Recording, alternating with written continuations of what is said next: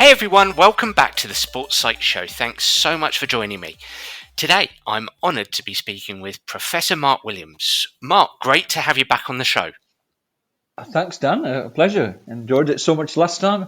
I thought it might be good to come back again and have a chat with you. Couldn't keep away. Well, last time we spoke about your new book, The Best, How Elite Athletes Are Made.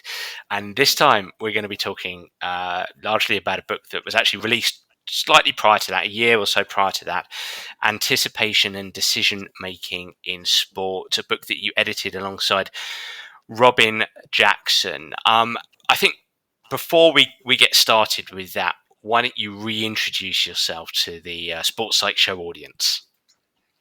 Sure. Mark Williams, as you said, I'm a professor in sport and exercise science, or to use the American phrase, kinesiology, at the University of Utah.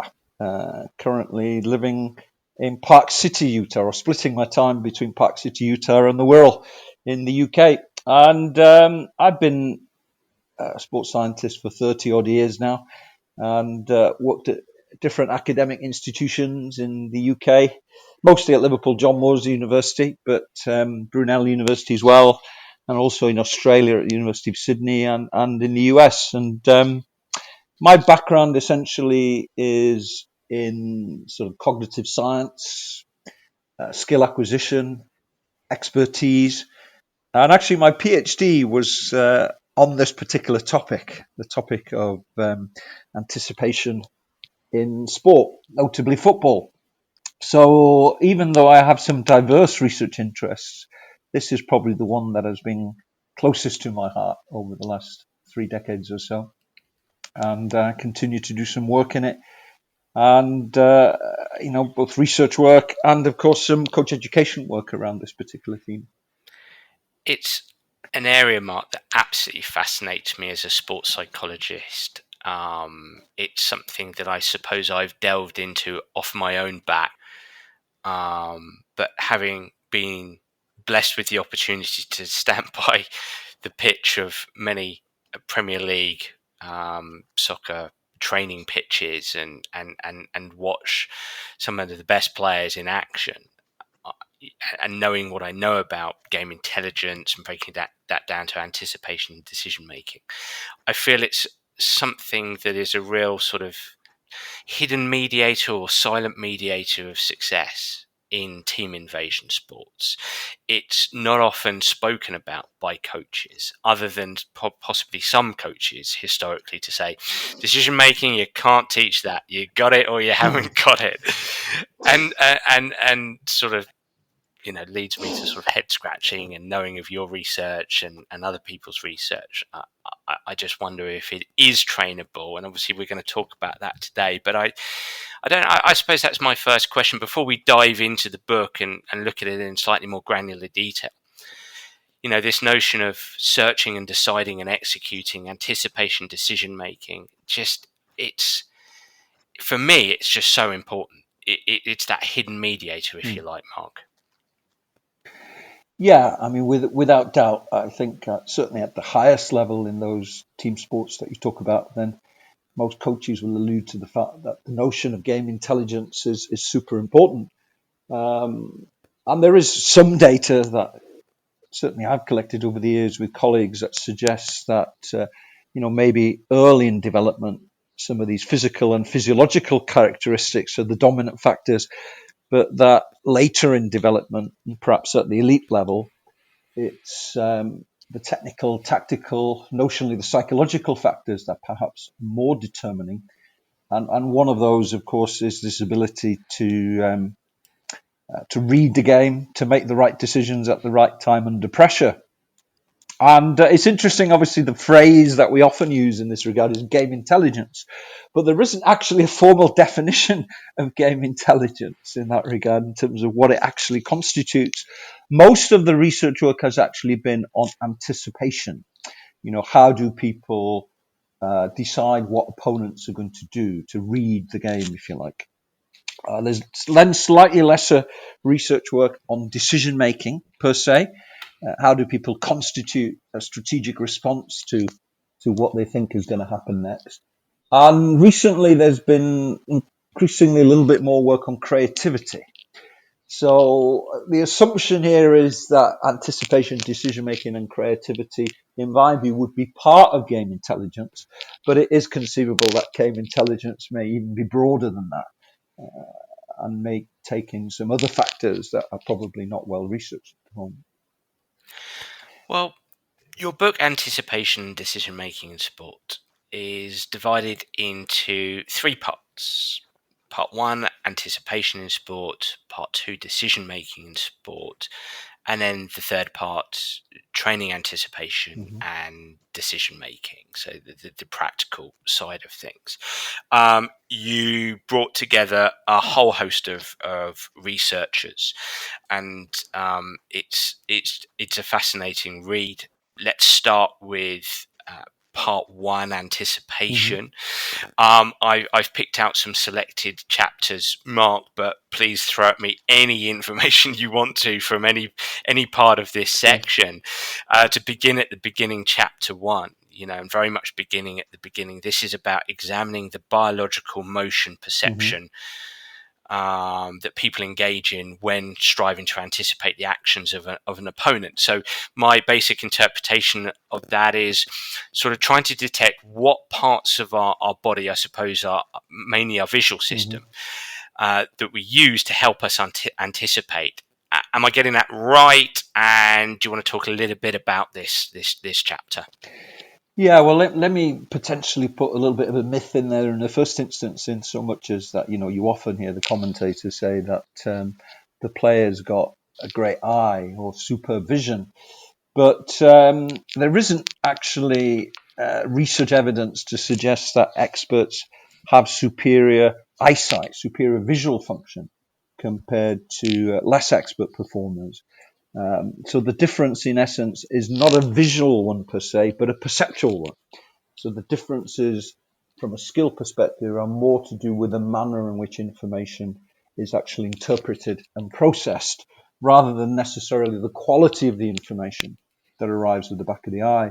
And there's even been, some nice research work in for instance, cricket, where the researchers blurred vision of the batters, almost to the point that they could hardly see the bowler. But the batters were still able to anticipate quite effectively what would happen in those types of situations. And one of the arguments for this actually is when you blur a visual field, it makes you focus more on what they call global perception, which is picking up the global movement pattern, as opposed to, for instance, being able to pick up a very local source of information from a specific cue. So, whereas you might think that this super, almost sort of microscopic level of visual function is important for anticipation, it isn't really. It's often these global perceptual processes that are used.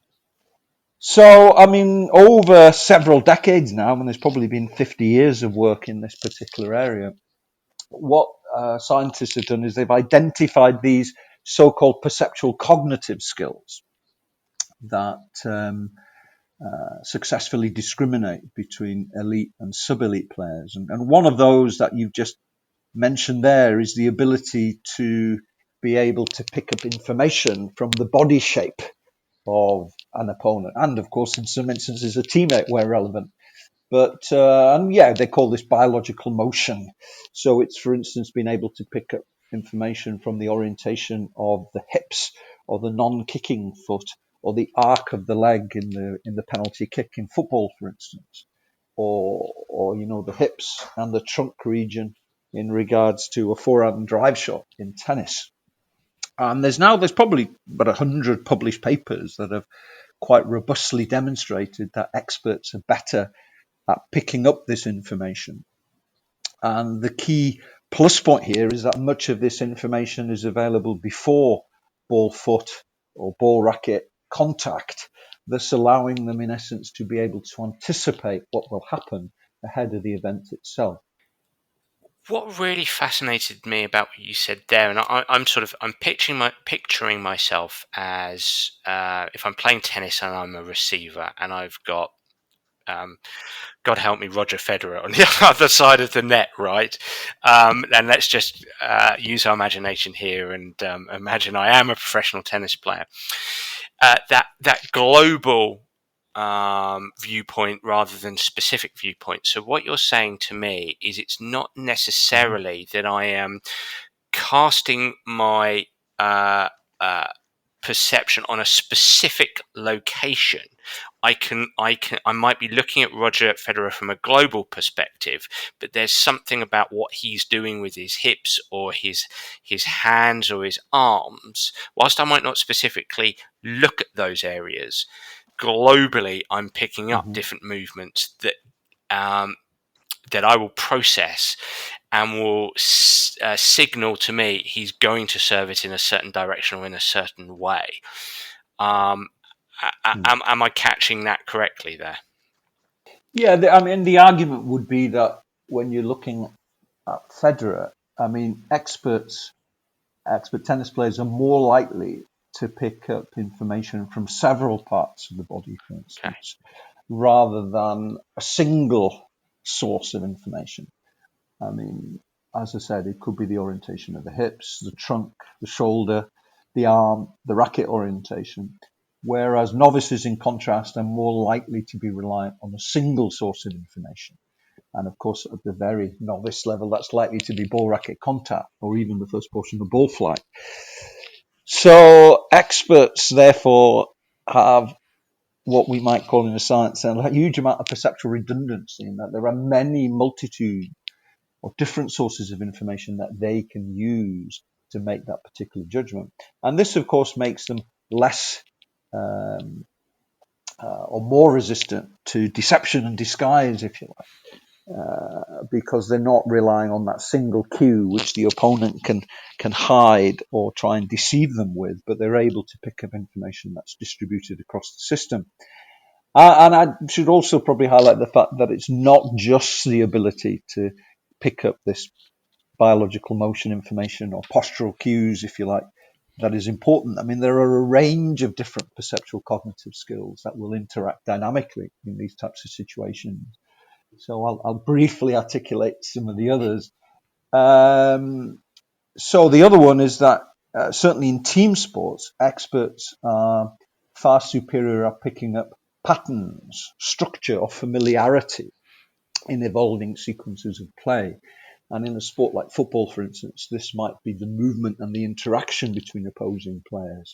You know, for instance, the runs from midfield and how they may interact with the main strikers, for instance. And what players do is they identify these structures and familiarity. And as a function of that, they're able to anticipate what the end product of that pattern will be before it actually occurs. So that's that ability to recognize structure and familiarity, or pattern recognition, if you like, is also a very important skill. The other one, of course, which alludes to what you were talking about there, is that experts also use the visual system in a much more effective and efficient manner. And historically, scientists have looked at this by recording gaze data. So we have a piece of equipment which is not much bigger than a pair of sunglasses that you put on the head, and it allows us to see where individuals are fixating their gaze in these types of tasks. You know, whether they're looking at the hips, whether they're looking at the racket, whether they're looking at the positions or movements of players. And typically what we find is that experts use the visual system in a much more efficient and effective manner. You know, they tend to look at the right areas at an earlier point in the display, and they're able to use that information again to try and help them anticipate what will happen. And this eye movement tracking system only measures what the fovea is doing. Now, the fovea is the central 1 to 2 degrees of the visual field. So when you're reading a newspaper, then what you do is you bring the word onto the fovea, which is highly detailed, highly acute vision. But, you know, there's also the parafovea and peripheral vision. So if you fixate and maintain fixation on an object in front of you, and then there's movement in the periphery, what you're doing is you're actually using peripheral vision to pick up that movement. So if you think about that, there are different subsystems to vision then. So sometimes experts will use the fovea to pick up relevant information. Other times they'll be monitoring movement and positions in peripheral vision. And experts use these different subsystems of the visual system in a much more efficient and effective manner.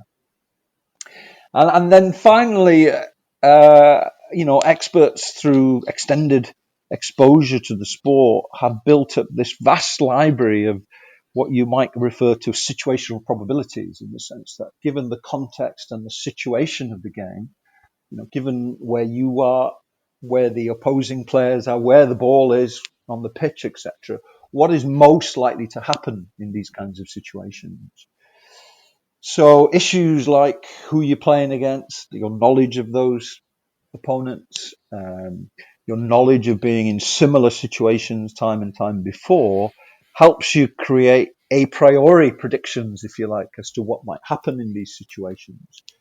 So what we have is sort of these higher level cognitive processes that are going on, supported by this continual and dynamic search for relevant information in the display to almost to confirm these a priori predictions. And can I also say, I think this is an important point, of course, is I'm not suggesting that, most of these processes go on subconsciously. So the player doesn't think, well, I need to pick up that cue, or what familiarity or structure am I picking up here? I mean, ultimately, the athlete will just be anticipating what he or she thinks is going to happen and then making a decision. So a lot of these processes are very subconscious, but are continually going on during performance. And they're fundamentally the foundation for these notional game intelligence skills. As you were speaking there, my knowledge of cognitive science, I was thinking about the terms chunking, long-term memory, and prediction, brain as prediction. I was thinking about how the best players are chunking information so they can hold more information, I suppose, subconsciously in long-term memory, to be able to make predictions. We spoke on the Sports Psych show to Lisa Feldman Barrett, the neuroscientist, and obviously you can only speak to your own expertise, Mark, but brain as prediction machine seems to work congruently with what you're saying here, in as much as the best players have a series of relevant specific information, chunks of information in their long-term memory, and it helps them to predict what's going to happen next. And I suppose you use the term anticipation. What's your thoughts on that? No, I think you're right. I mean, these are long-term adaptations to working memory. And, so this concept that you're born being great anticipating, there probably isn't much evidence to support that. I mean, clearly, game intelligence is largely very specific to the development of these knowledge structures through prolonged engagement to the sport. And, contrary to, I think, your comment earlier on that some people in the game feel that this is a skill that can't be taught. I mean, the evidence strongly suggests that that isn't the case. These skills do develop through prolonged engagement in the right type of practice and in match play over a period of time. And I'm sure we'll come on to later, some of the possible interventions that one could use to try and facilitate the development of these types of skills. I mean, it may well be that some players may adapt more effectively to these types of practice exposure conditions that I wouldn't necessarily dismiss, but there's no evidence at the moment to support that. I mean, invariably these types of skills do develop very young. I mean, in some research work we've done, when we've looked at 8-year-old footballers, then they've got superior game intelligence skills compared to their 8-year-old less elite players. These ability to read perceptual cues, to use the visual system more effectively, to pick up these probabilities and to recognize structures and familiarity develop quite early. but then continue to develop and adapt as a result of prolonged exposure to the right type of practice conditions. Well, I think this is a great time to actually explore that a little bit, because I'm appreciating, I'm aware that this is discussed. You discussed this in part 3, but I think it's useful to explore here. Would you suggest? I mean, if you were standing next to me as that tennis player, and I'm trying to learn how to return a serve from Roger Federer, is part of the process here deliberately guiding me onto paying attention to what Federer is doing in terms of his body movements?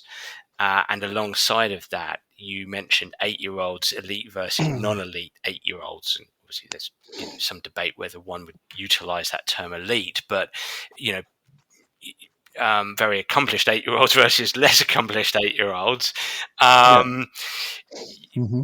Should a coach intervene in terms of, should part of coaching here be directing attention onto the environment, onto the movements in the environment, to be able to help players to become better at seeing the things that's going to help them make better decisions? Yeah, well, I actually noted down 4 bits in a piece of paper here that in terms of what points might I want to get across here in terms of the trainability of these types of skills.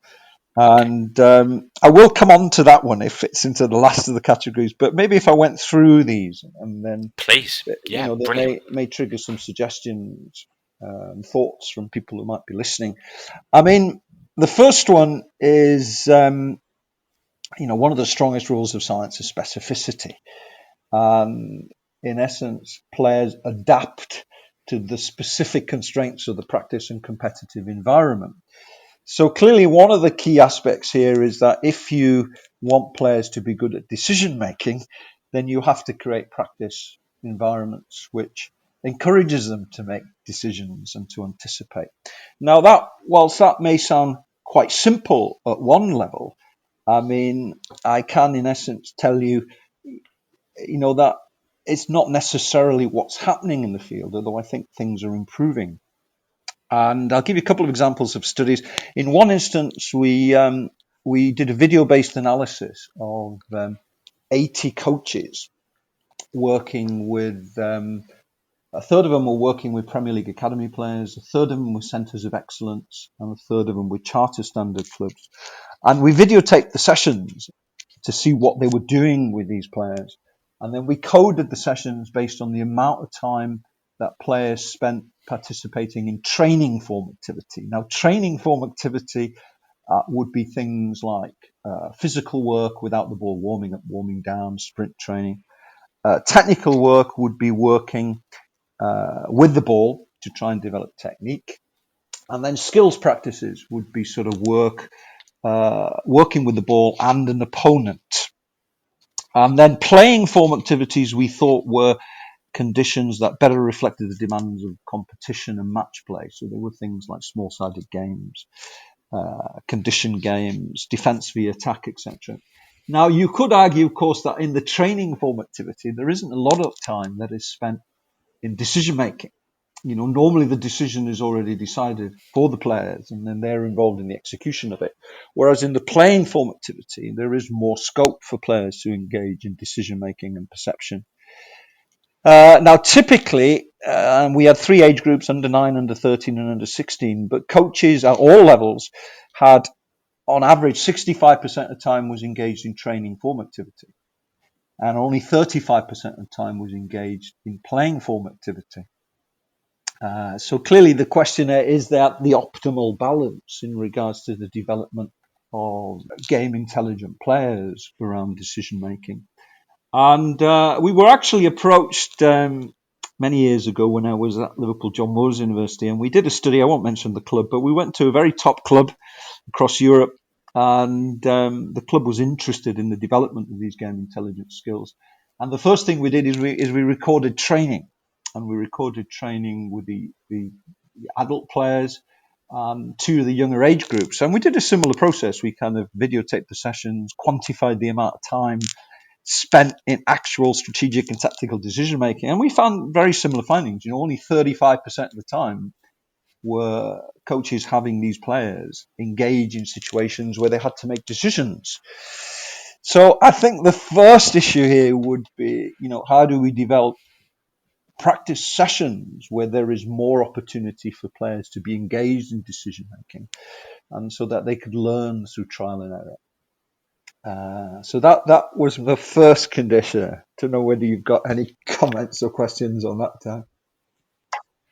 No, great. So, what I hear you say is specificity is Yeah. important here, and so subsequently creating games that provide players with an opportunity to make Yes. decisions is probably an important factor in developing game Yes. intelligent players. Yeah. And then secondly, probably associated with that, I would say, is this question of the role of the coach in terms of the provision of instruction and feedback. And this is a difficult balance for the coach, isn't it? In the sense that clearly the more instruction and the feedback that's provided, the better short-term performance will be. But in essence, if you want to create players who are creative, adaptive, can make decisions on their own in future, then on the other side, you don't want to give them too much instruction and feedback. So then that comes back to the issue of when do you provide feedback? How much feedback do you provide?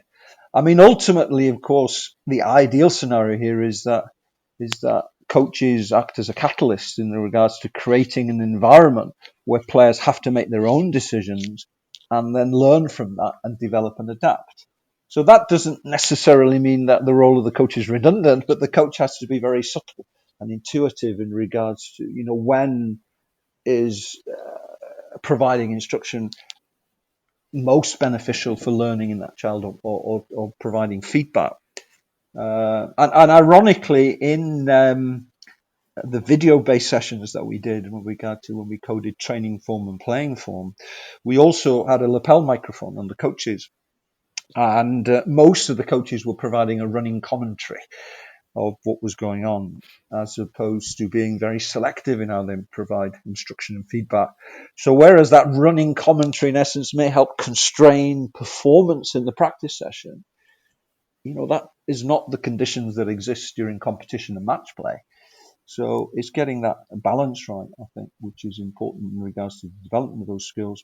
And maybe it's not surprising in many ways, in the sense that when we've done research work where we've used a number of sort of tests to try and identify game intelligence in players, and then we've tracked their developmental history profiles in terms of age of first engagement in the sport, type and nature of practice, and play opportunities that they engaged in. What we find is that the players who are better at decision making, or more game intelligent, if you like, have accumulated far more hours in street football during development than those who show not so good levels of game intelligence. And again, the nice thing about street football, I guess, is that it's dynamic, it's variable. Players have to make decisions on the fly. There's no instruction or feedback. And I'm not suggesting here, of course, that we do away with structured formal coaching sessions and go back to playing street football. No. But the question is, there's no reasons why we can't recreate the conditions that exist during street football in a formal coach guided environment. And maybe the challenge we have is that process of being too prescriptive just kind of knocks some of the creativity and the adaptability out of players. And in similar ways, there's other work recently by other groups that shows that creativity is quite well predicted by hours of engagement in street football as well.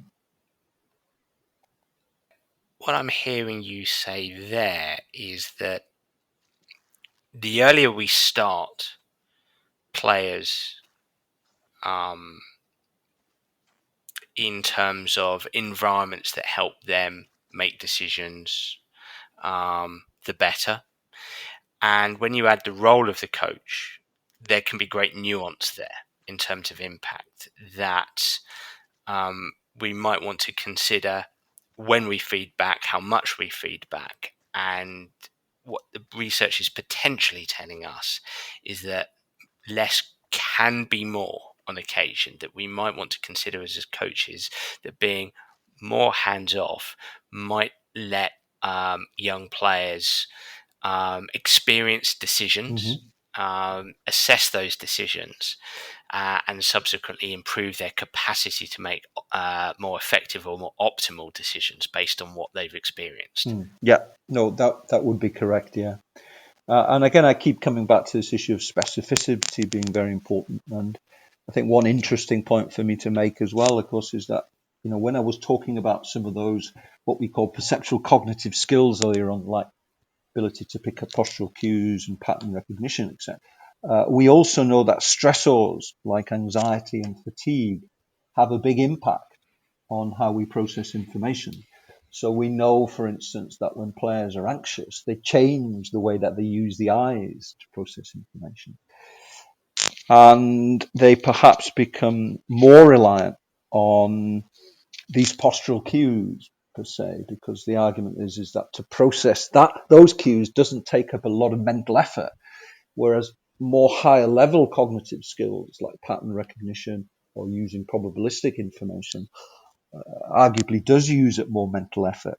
And of course, when you're under pressure through anxiety or fatigue, then you have to find ways to adapt. And the key issue, therefore, is that perceiving and deciding in training probably also needs to take place under levels of stress and fatigue in order to better reflect the conditions and the demands that exist during competition. By way of example, very simply, if you're doing work in training to try and improve decision making, and you're not stressed, not fatigued, and not close to the conditions during match play, then are you actually learning a skill that will transfer to the game? And that's an interesting question. So it comes back all the time to this concept of specificity. So what I'm hearing you say there is the emotional load, the emotional burden that somebody might experience during a game. Again, that's something for coaches to consider under specificity of training, essentially.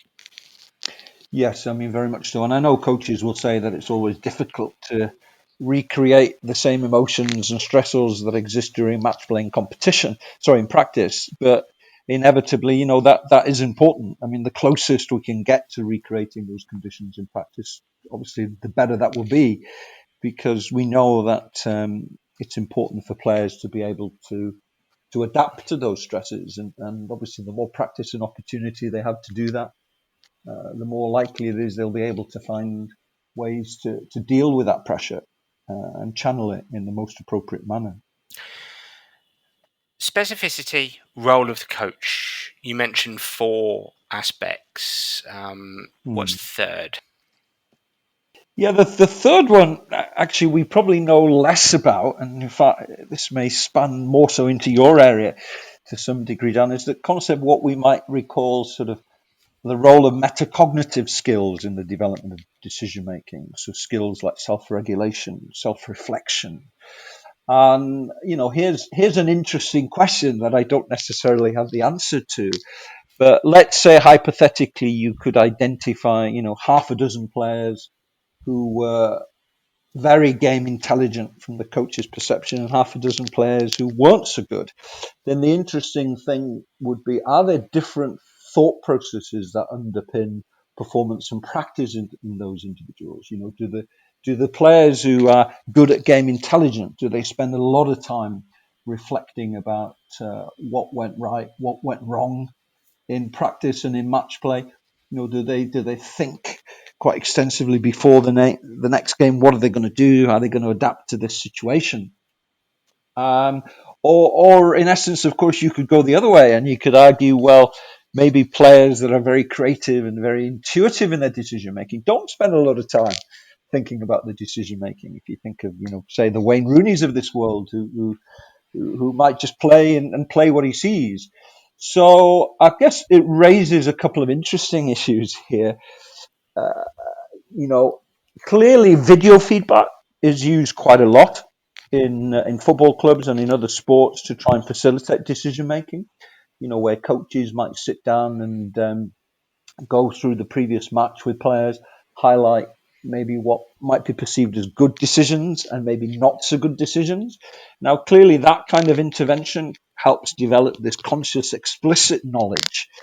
And I revert back to some of the work by Daniel Kahneman here, the Nobel laureate, of course, who differentiated between the fast route and the slow route to decision making.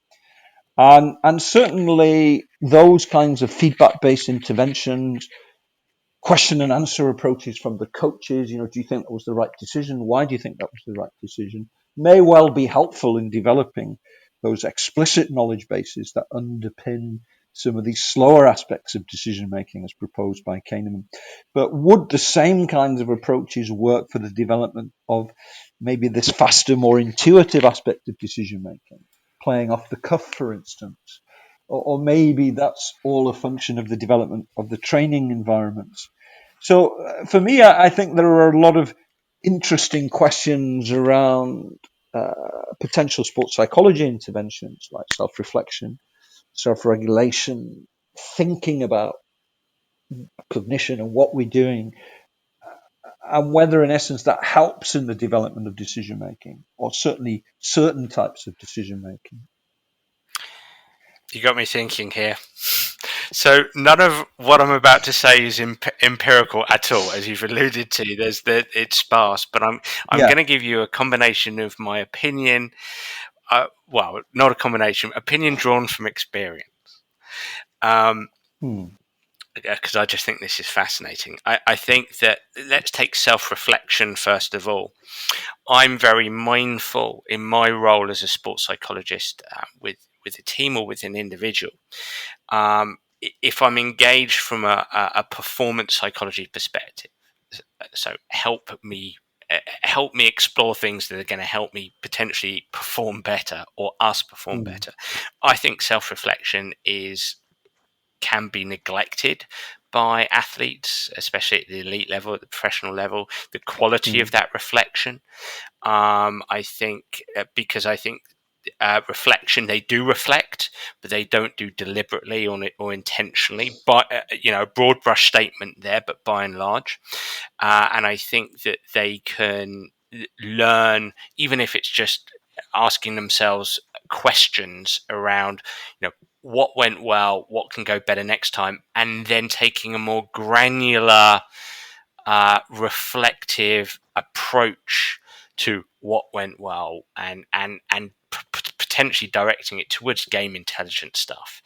You know, Hmm. um, so I think that reflection could be done more deliberately, done more from a granular perspective, and something that is assigned by coaches every single or most days or every single day.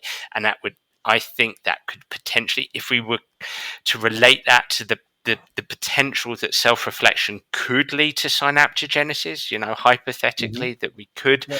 you know, uh, you know, build the wires in our brain, so to speak, to use a metaphor, then absolutely. I think alongside that, um, I think players don't engage enough in deliberately, not reflecting, but deliberately engaging, let's say in visualization.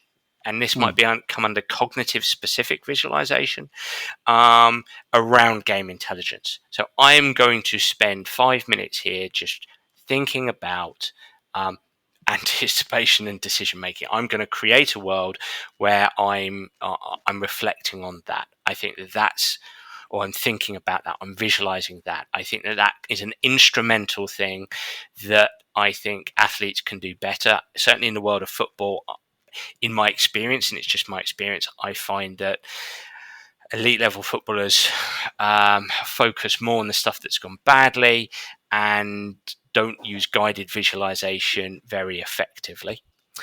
Hmm. I think the final thing to say there, as you were starting to say that, I was thinking about some of the experiences I've had in clubs where there's not much conversation around the team dynamic and what players are seeing and experiencing on the pitch. And I'll give you a working example here, actually. So when I was working at a Premier League club over a decade ago, one of one of the players happened to be banned from driving for a period of time, and he was getting a lift home by another player every single day. And after a few months of this, one of those players said to me, "You know, Dan, I really like it when X player is in the team, because he plays up the other end of the pitch, and I always know what he's thinking and what he's looking at and what he's considering, because we've spent so much time in the car talking about this. Ordinarily we talk about other stuff. We have lunch together, we talk about other stuff, other things in our life, because we're trying to get away from football. But because we've spent more time together, we've had so much more conversation about what we're thinking and what we're anticipating and interpreting on the pitch. I now know kind of what he's thinking." He said, it's a bit strange. I've got this sixth sense about it now. And to me, Mark, I found that in my consulting practice in, let's say, Premier League clubs and Championship clubs, elite football in England, there's not enough guided conversation, in my humble opinion, around this stuff. That if there was more space for players in small groups or in pairs to have conversation around this kind of game intelligence, what players are perceiving and anticipating and stuff like that on the pitch, I wonder if that would help players from the perspective of what we're talking about today, the game intelligence stuff. That's No, my I 10 think pence some worth. great comments, and I'll come back on a couple of points. And firstly, let me say that, we are talking about things that are super important here, because ultimately, of course, what every football club wants is a 22-year-old centre-back with the game intelligence of a 28-year-old centre-back. So the question is, how do we speed up the development of these game intelligence skills? And we've obviously spoken about the right practice conditions, the right balance between instruction and feedback. And I think more research needs to be done to better articulate some of these kind of self-reflection, to use a psychobabble term, these metacognitive thought processes that underpin the process of decision making. And of course, we're in an age now where there's an abundance of data, not just video, but data analytics around performance. The interesting question is, how do we merge that data with the right types of thought processes and aspects of self-reflection that may help develop some of these game awareness skills? And I think when I was in my comments, I think I was talking about mostly in terms of the development of game intelligence skill within a single player. But I thought you, as my second point, raised a very interesting concept there as well about the issue of team cognition and shared mental models, I guess, in the sense that, clearly players don't play as individuals, they play as part of units and as part of a team.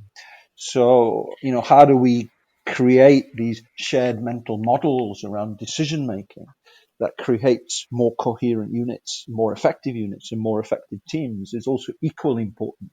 And again, how do we use current technology and data to drive that process is super fascinating, and I think an area for a lot of potential gain in performance improvement moving forward.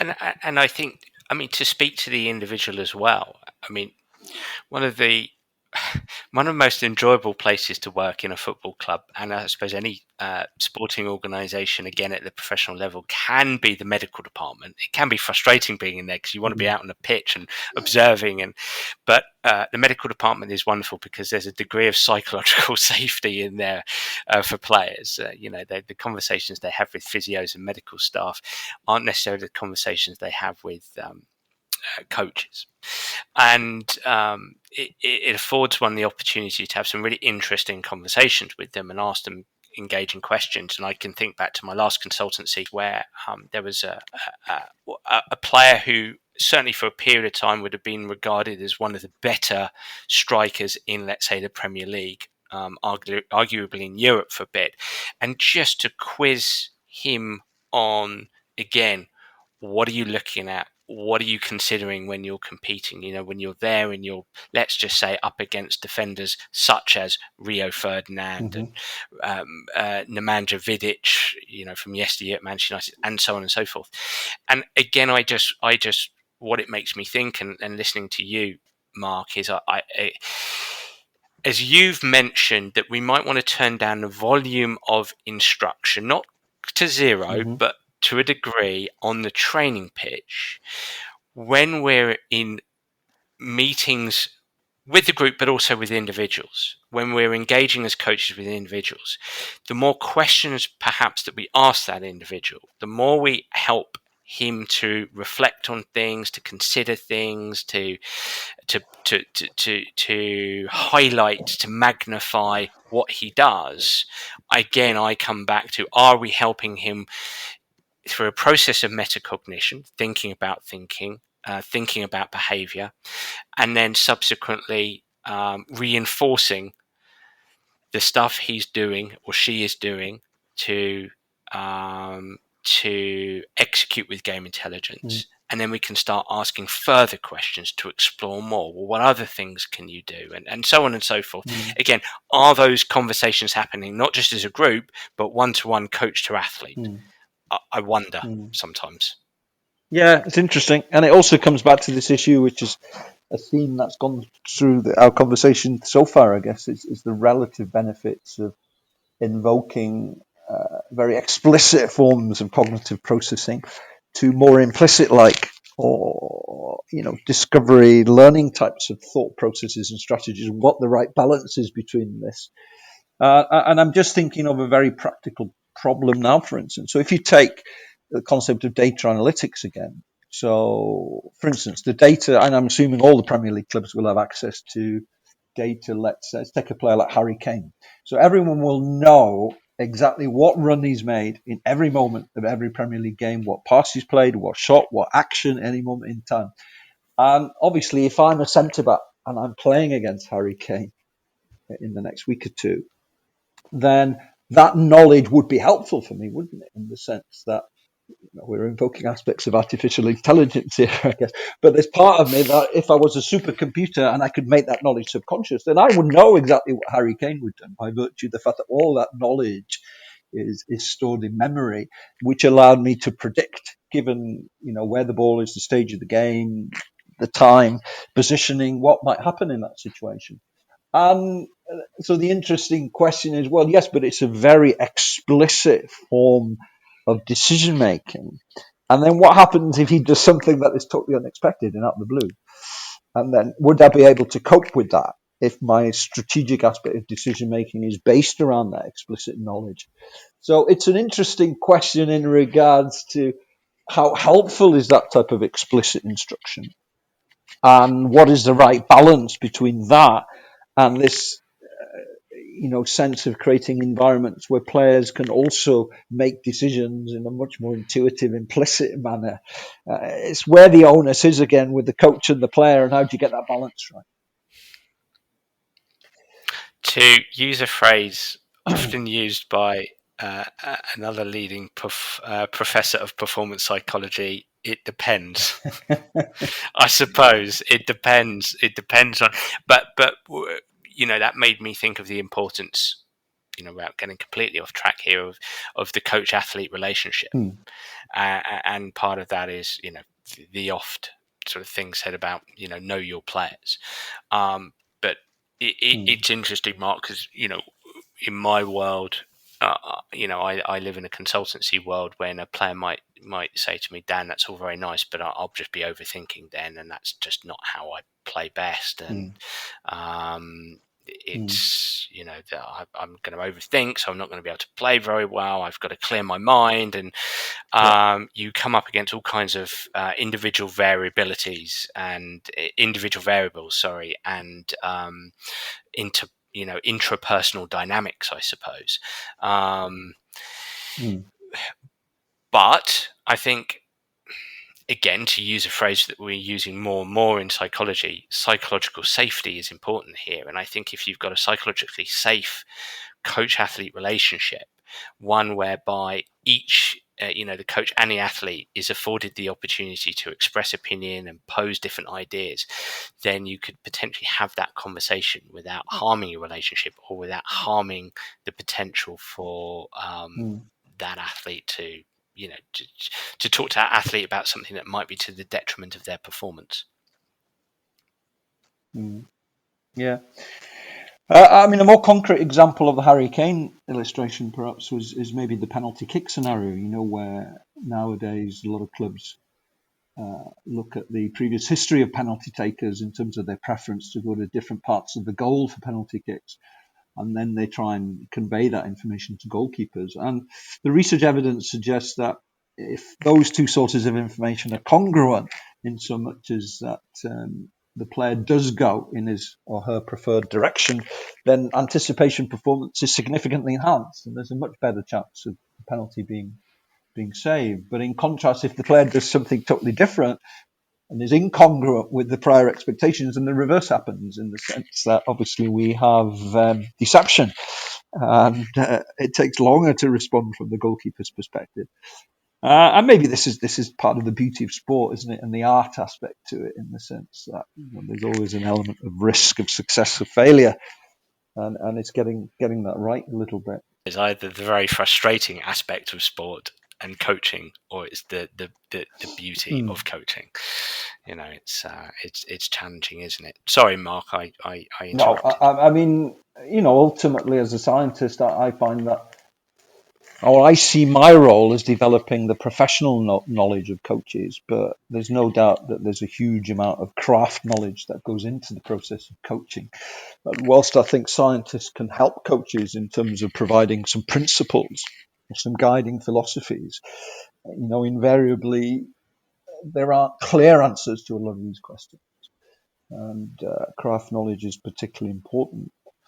The fourth area that I'd done on my list that I think we should talk about is the potentially the use of simulation training in the development of game intelligence skills.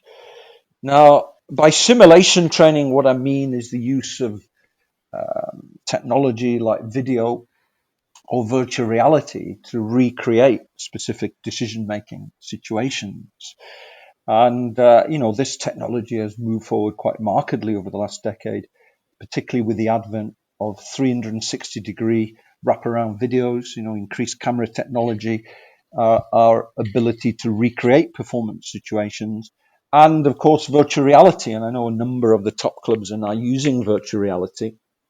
And, because we're tracking in football, let's say 22 players on the field of play, then it's quite easy to create virtual recreations of performance situations, where in essence you could actually look at the game from each individual player's perspective of the game. So this presents some potentially exciting opportunities, I guess, in the sense that firstly, you can actually put a player back into the situation in the preceding game where he or she made a decision, and then use that as the opportunity to talk the player through that situation and to provide feedback. And of course, it doesn't also have to be the same player. It could be a player from the youth team that actually gets to experience a first team situation and the opportunity to make a decision in that scenario. And then the other benefit, and maybe the beneficent with simulation training a great deal, is the fact that it allows you to recreate match situations in large volume. So that, for instance, if you're a fullback and you're trying to develop the fullback's decision making in a one-on-one situation, then maybe those kinds of moments don't come off too often in a match. I'm guessing 3 or 4 times. I don't know. In a typical match, how often those scenarios come up. Whereas in a VR situation, of course, you can present large blocks of situations involving one-on-one, 20, 30, 40, 50 trials, and all of a sudden you're increasing the exposure tenfold to those kinds of situations. I mean, clearly there is doubt and debate as to how realistic these virtual reality simulations are. I think they are improving, and I think they certainly might be quite useful in regards to the development of pattern recognition skills and decision-making skills. Some of the technology is still a little bit clunky around the ability to pick up postural information, for instance. So they're a little bit more wooden than typical human movement. But I think more research needs to be done really to determine, how this technology can be best harnessed to develop skill moving forward. And I think a key aspect of this actually is that whilst the technology itself is important, yes, but it's also, the instructional systems design aspect. How do we use it?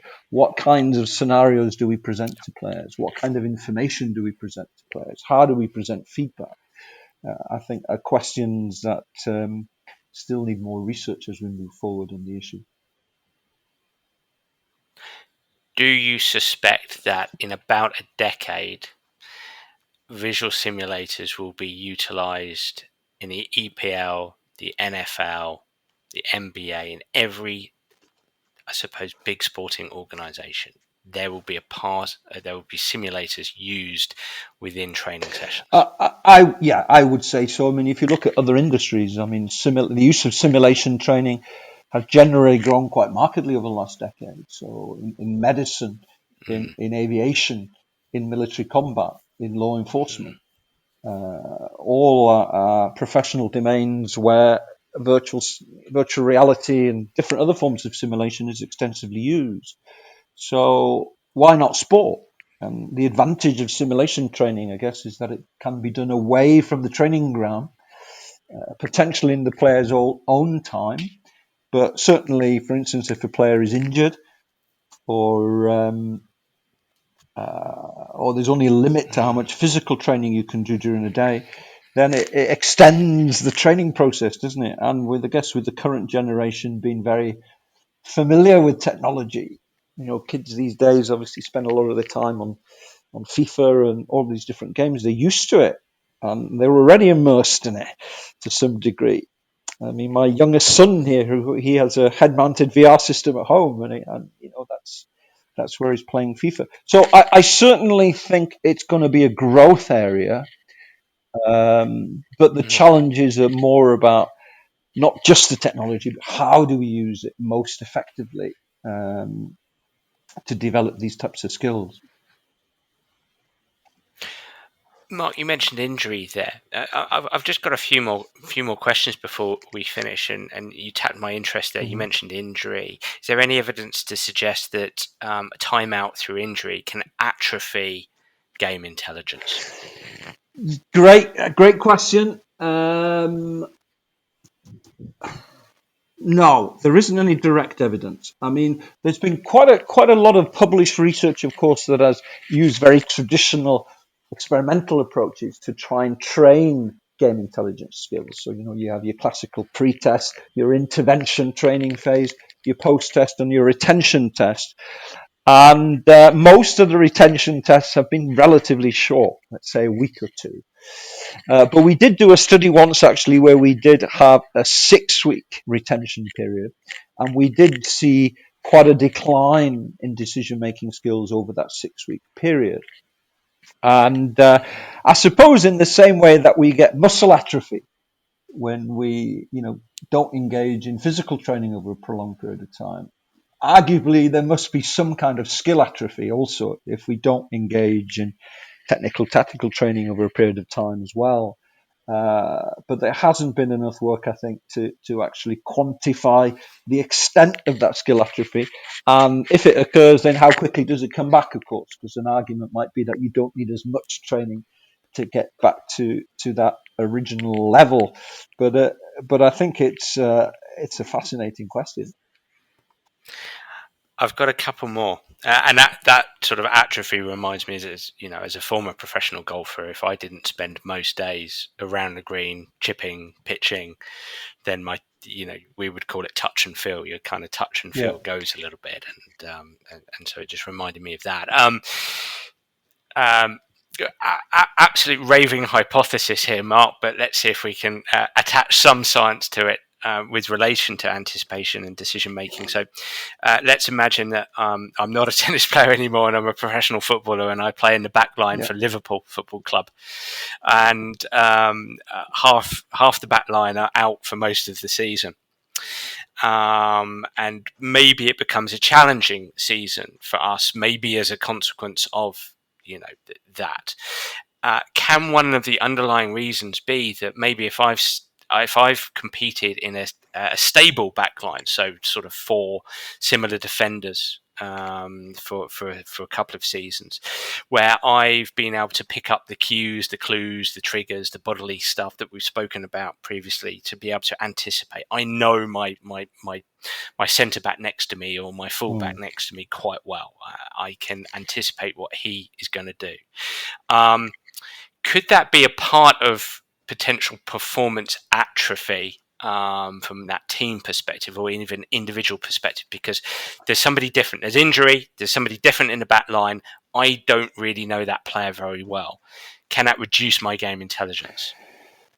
Well, I could spin that question usefully more around, I guess, in the sense of arguing that if you're trying to bring in a new centre back for injury or one reason or another, whether in essence simulation training, VR training in some shape or form, could facilitate the development of those shared mental models that back four as a unit has created over a period of time. It's possible. I mean, certainly virtual reality is at the point where you could put someone into that environment in a headset and they would be playing with that back four against different opponents. So in principle and in theory, I think there could be some potential value to it, but I'm not aware of anybody who's looked at it. But it would certainly be interesting. I mean, there's also some interesting things also during, rehabilitation, in the sense that this notion of return to play, and whether the player is ready to return. I mean, of course, there's a difference between arguably being physically ready and whether at a perceptual cognitive level you may be ready to come back and play. And one of the challenges perhaps with overcoming injury, of course, is that during rehabilitation and when you're getting back closer to playing, you do devote attention to thinking about that limb, whether it's a knee or an ankle or whatever. It's always in the back of your mind. And in essence, it uses up attention and cognitive effort that would be normally devoted to the process of decision making. So one has to think of that. The recovery from injury is not just a physical process. It's how do we redevelop these game intelligence skills that are also integral to superior performance at the highest level. So whether testing as well as training in a VR environment may be something that we might be looking at 10, 20 years down the line, quite probably. I certainly wouldn't dismiss it. We'll have to wait and see where the technology and the instructional systems design aspect of it goes. But there is certainly potential to be able to do that. Absolutely. My final question.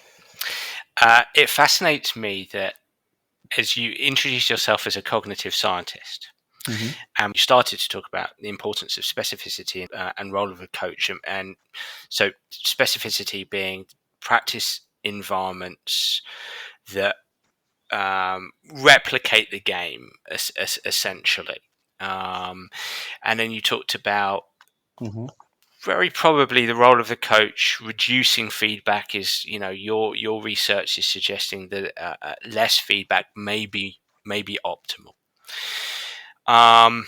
And there are a group of coaches out there at the moment who would use ecological psychology and dynamical systems theory as a combined framework to coach players. And they would argue, and there's a chapter in your book about this from a couple of researchers, that they call it representative task design, and the importance of that, and putting in various constraints within those task designs to enable to enable that representative nature.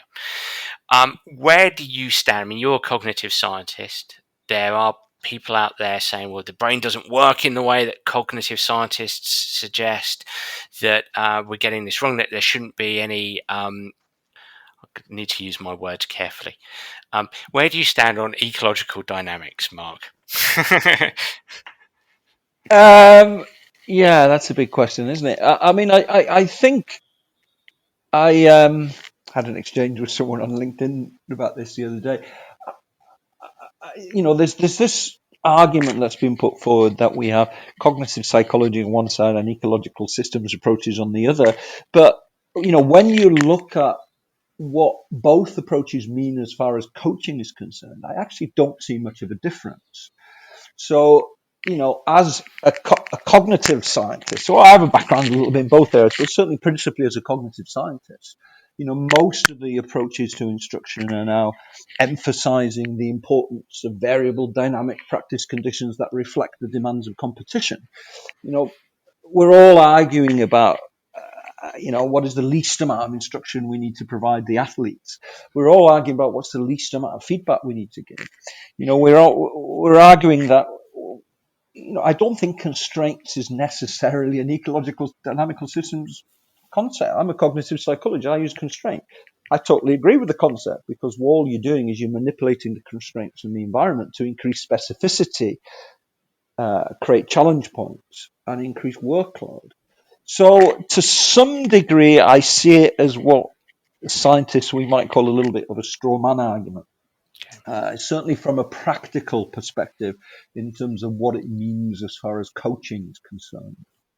And I think there are some challenges here about. I don't consider myself someone who's strongly conceptually driven. I see myself as an empiricist, so I'm driven by data more than theory as much as anything. And there are limitations with both approaches from a philosophical perspective, in the sense that, yes, you could argue that the problem with the cognitive science approach is it's the tendency for people to isolate specific aspects of the skill for measurement in the laboratory context. And then, of course, the concern is whether the findings from those studies then transfer to the general real world context. But then there are problems with the ecological systems approach as well, in that because you are less reductionist in your approach, it becomes very difficult to measure specifically what's going on, and very difficult, therefore, to draw firm conclusions. So, my argument will be more around being in the middle, I guess, of how do we consolidate and use the strengths of both approaches at a philosophical level to try and enhance the development of expertise across sport. I suppose. So my understanding is what an ecological dynamicist would say that the constraint is something created by a coach that helps a participant pay attention to the specifying information in the environment. Whereas my understanding is, if we go from a cognitive perspective, that a coach might create a condition that helps somebody build a mental representation of what's in their environment.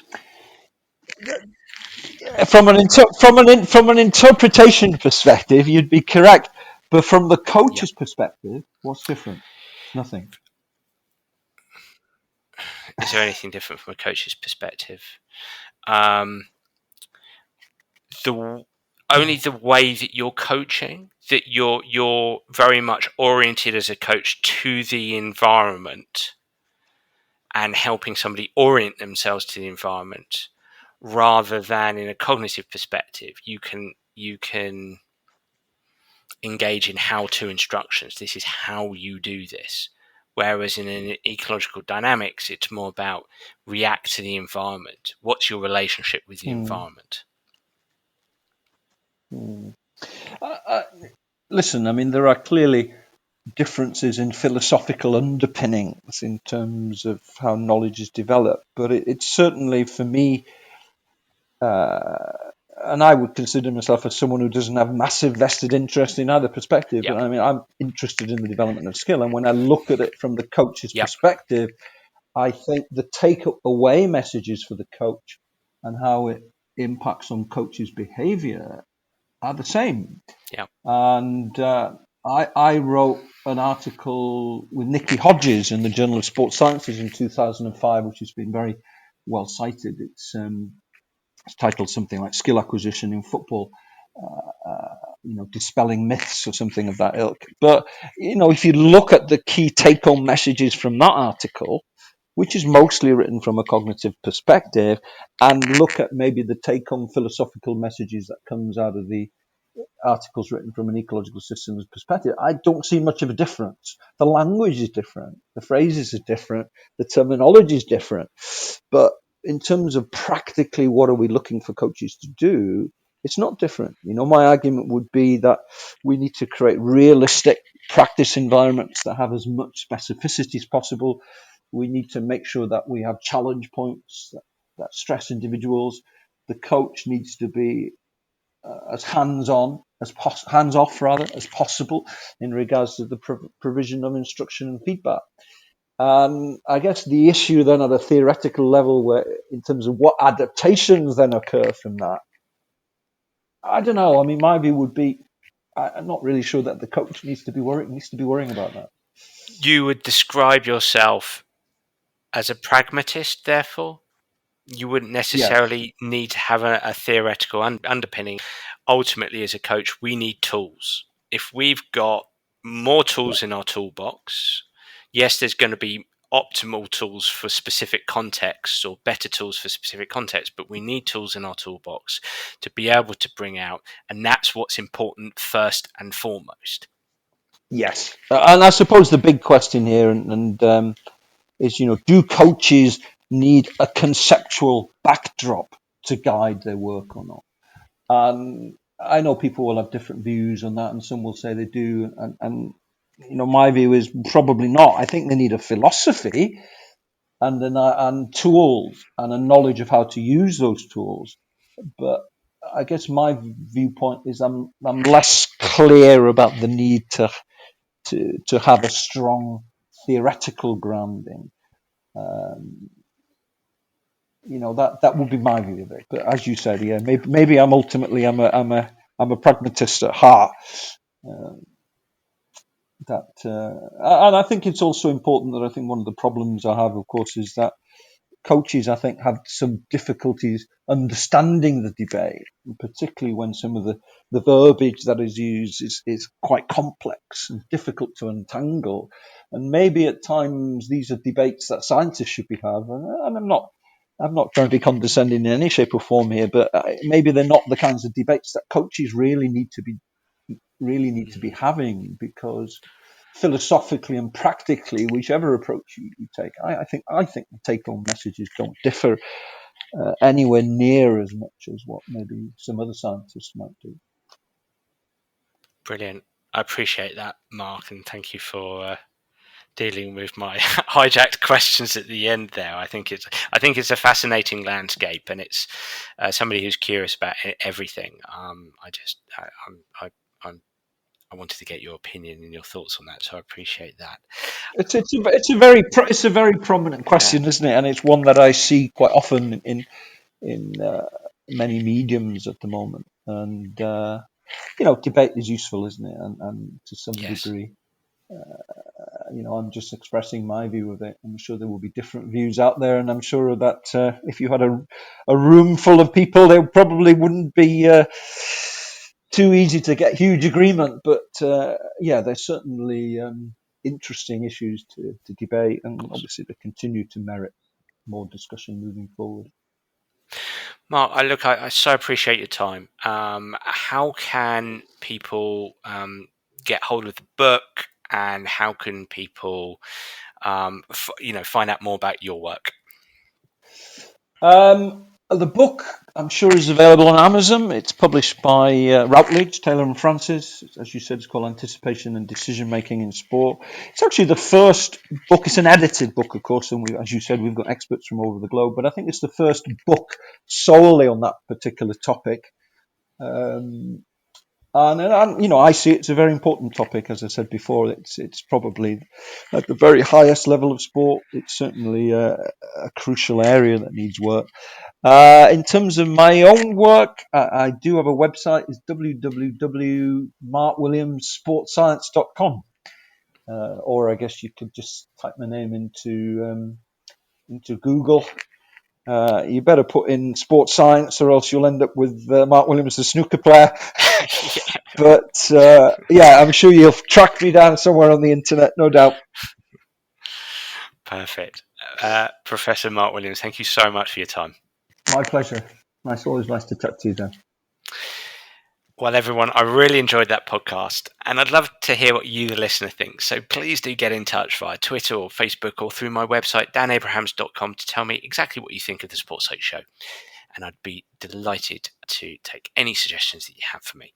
I'm already looking forward to next week's episode. Bye for now.